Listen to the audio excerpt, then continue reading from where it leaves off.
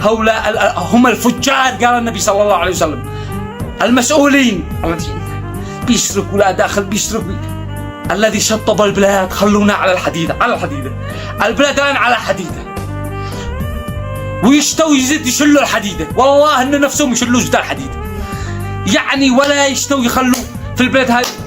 قلت لكم الشعب ضابح، فحاولوا انكم توفروا لنا اي شيء يا دولة.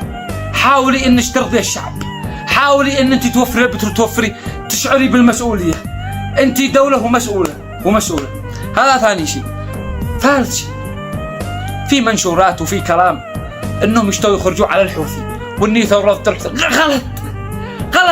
الذي يخرج على الحوثي هذا غبي، مش شجاع، مش هو قوي ولا هو شجاع، ولا هذا غبي. من هو البديل؟ أتخرج على الحوثي؟ وين البديل؟ هل يوجد في الساحة بديل؟